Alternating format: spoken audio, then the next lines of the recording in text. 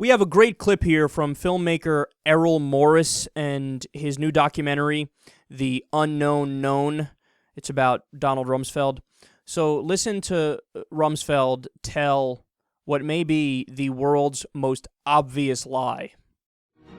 Osama gets away, and a confusion sets in. People began to think that Saddam was connected with Al-Qaeda and with 9/11. Oh, I don't think so. It was very clear that the direct planning for 9/11 was done by Osama bin Laden's people, Al-Qaeda, and in Afghanistan. I don't think the American people were confused about that.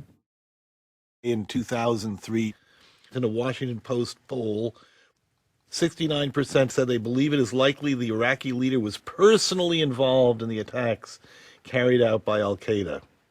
I don't remember anyone in the Bush administration saying anything like that, nor do I recall anyone believing that. Mr. Secretary, today in a broadcast interview, Saddam Hussein said, "There is only one truth. Iraq has no weapons of mass destruction whatsoever." And he went on to say, "I would like to tell you directly, we have no relationship with Al-Qaeda." And Abraham Lincoln was short. Would you care to respond directly to what Saddam Hussein has said today?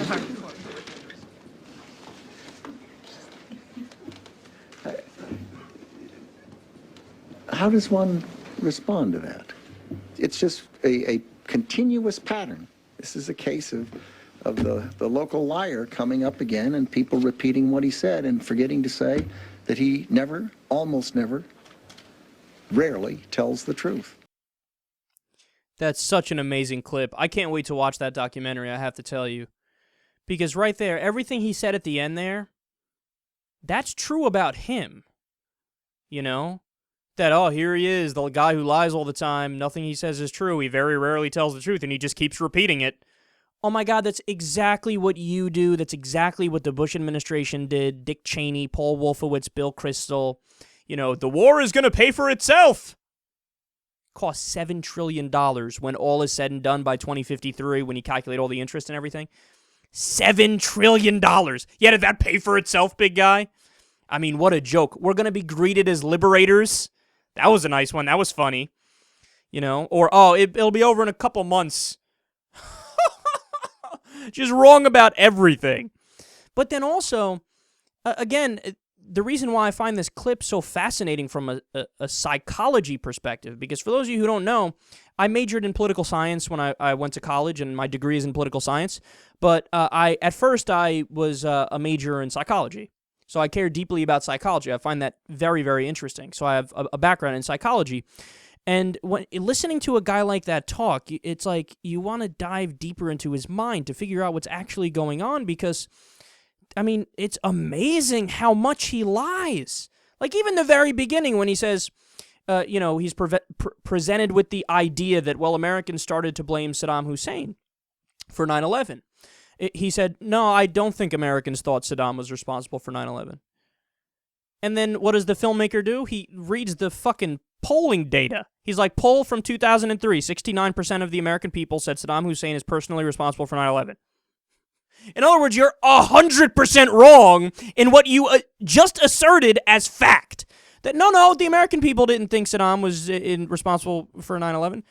69% did. You're wrong. And I get worked up a lot, man, and I scream a lot on the show, and people who listen to it all the time are familiar with that.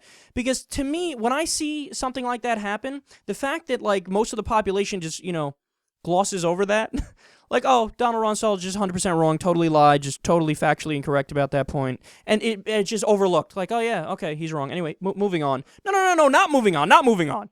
He just said something with 100% confidence, like he knows it's true, and he's exactly incorrect. Like, let's talk about that for a little bit. Let's drill that into his fucking head that you're wrong. It's a fact that you're wrong. Here's the fucking poll right here, big guy, 69%. Now tell us you were wrong and tell us what the truth is.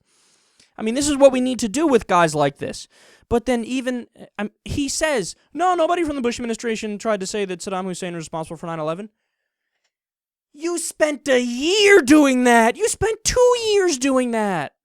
We invaded Afghanistan in 2001. Of course, 9/11 happened in 2001. And by 2003 is when we invaded Iraq. You spent that entire time in the middle, the gap there, trying to say, Saddam has weapons of mass destruction. Saddam's about to attack the U.S. Saddam bought uranium yellow cake. Said, oh my God, Saddam. Be afraid. You're responsible for 9/11. How do you think that number got to 69%? Because you kept saying it. George Bush kept saying it. Dick Cheney kept saying it. And then everybody, I don't know, I guess that's what happened. I don't know why they'd lie. I mean, I don't know. I guess that's what it is. Oh, yeah, no, we never said that. And then he fucking plays the clip of when Donald Rumsfeld himself says, he's responding to somebody saying, well, Saddam had nothing to do with 9/11 and Al-Qaeda. That's what the reporter says. And he says, oh, yeah, and Abraham Lincoln is short.